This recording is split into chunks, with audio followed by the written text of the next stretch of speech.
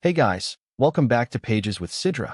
Today, we're diving into Chapter 188 of The Greatest Estate Developer.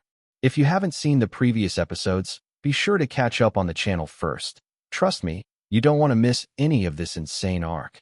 Now, without further delay, let's get right into it. Our chapter opens with a booming voice. Lloyd, shouting with urgency. Bibiong. The summon explodes into existence, its massive form immediately plugging up the unstable ground caused by the effects of Fate's restoration. Suddenly, a voice cuts through the tension, sharp, commanding. Lord Artanis, appearing with a grim face, yells. Demon King. At the Loiha Bridge, a crack has formed. Lloyd, eyes sharp with focus, commands swiftly. Contact the Queen. Have her block all travel immediately. Once this spot is sealed, I'll head there myself. The scene shifts rapidly to Port City Cremo. Chaos reigns. The air is thick with panic. People shouting in terror. Evacuate. Evacuate now. Monsters rampage through the streets, leaving destruction in their wake. But just as things grow dire, the tides shift, literally. A legion of mermaids surges from the ocean, slicing through the invading beasts with elegance and force. Cut to Javier, reporting in. Javier, steady but tired.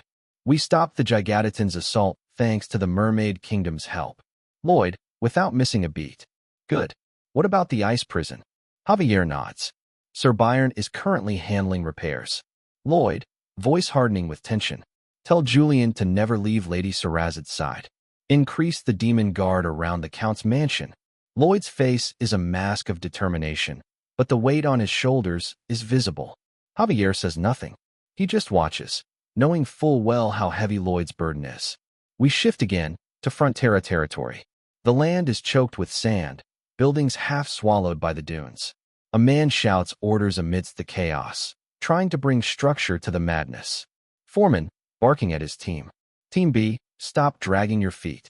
Once you finish the insulation, move to road repairs. The mines are short on workers.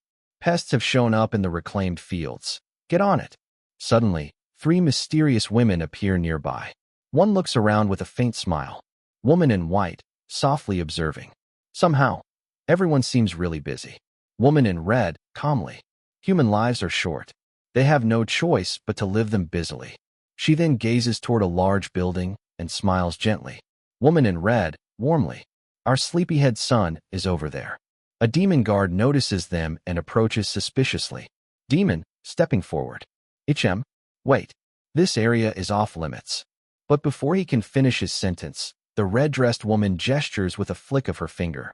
In an instant, all nearby demons are launched away, helplessly crashing into the distance. Woman in white, a little concerned. Mother, I think they were kind at heart. The red-dressed woman shrugs dismissively. That doesn't matter. Isn't this faster than explaining everything? Suddenly, Artanis and Javier appear on the scene, weapons drawn, tension thick in the air. But the red-dressed woman frowns, clearly annoyed. Red-dressed woman, scoffing. Ugh, why are all these flies swarming? Her daughter, calmly holding her back.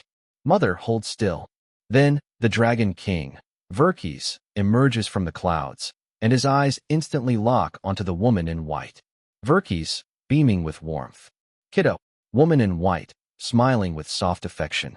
My lord, you've contacted me every single day since that day. Mother forgave you too. We came together to bring you back. Verkis, teasingly. Oh, is that so? My evil mother-in-law's the one who blocked my calls. His wife, sighing softly. You shouldn't say such things.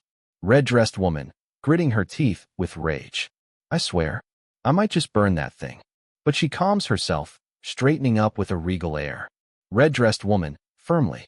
We finished our world tour. Now it's time to go home. Verkis nods, but pauses thoughtfully. Oh, wait. There's someone I need to meet first. Meanwhile, Lloyd is busy with hard labor, his clothes muddy, sweat glistening on his brow, as he shovels endlessly. A deep voice breaks the silence from behind him. Verkis, casually seated nearby, smiling. You've been working hard. Lloyd, not stopping his work, mutters. It's manageable. Verkis, getting serious. Didn't the Gem of Truth tell you how to stop the restoration of fate? Lloyd says nothing. His silence speaks volumes. Verkis studies him for a moment, then sighs. Verkis. So you didn't like the answer. You already know how bad this'll get, right? Blocking problems one by one like this. How long can you keep it up? For the rest of your life? Lloyd, calmly but firmly. Yes. Verkis chuckles, impressed. Didn't even hesitate. Geez. He stands, brushing off his coat. Verkis. Anything I can help with? I actually like you, you know. Lloyd, shaking his head slightly. There's nothing more I can do for you, so I can't really ask for anything either. Verkis, pausing for a second, then smiling softly. If it were something I could help with, you would have already blackmailed me into it. I'm heading home now. Got good rest while I was here. Hang in there. I'm rooting for you. As the Dragon King takes his leave, Lloyd gazes at the horizon, thoughts racing. Lloyd, thinking to himself, dragons, hell, and the heavens. If all that power collides head-on, it'll be worse than any war between races. The Demon King's invasion. If I handle it myself, I can minimize the damage. I must find a way to defeat the Demon King or stop his descent entirely. Determined, he knows what must come next. Lloyd, quietly to himself. To find that out, I need to repair the gem of truth first. Back at Frontera, as Lloyd walks through the halls deep in thought, Javier rushes over, eyes burning with urgency. Javier, seriously. Young master. Lord Verkis is right. At this rate, we can't hold out or prepare for the Demon King's invasion. We need to resolve at least one of the two. Please tell me, what did the gem of truth reveal? The method to stop the restoration of fate. Lloyd hesitates. Javier, trying to lighten the mood, forces a grin. I told you before, it said it didn't know. Completely useless, right? But his eyes remain dead serious. Please, tell me. Lloyd, finally turning, says quietly. I told you. It said, I don't know. Javier, not backing down. No, that wasn't the real answer. Lloyd snaps. Stop it. Javier raises his voice. Tell me. Lloyd, voice shaking with emotion. I said stop, you brat. The workers nearby pause, stunned by the outburst. Javier, voice breaking. I'm sorry. I overstepped. Lloyd turns away, but his face is trembling. Tears stream silently down his cheeks as he whispers. Lloyd, to himself. I'm sorry. How could I say it? That one of us has to die. That's it for today's chapter recap. If you enjoyed the breakdown, don't forget to like, comment, and subscribe to stay updated with the latest manga, manhwa, and manhwa recaps.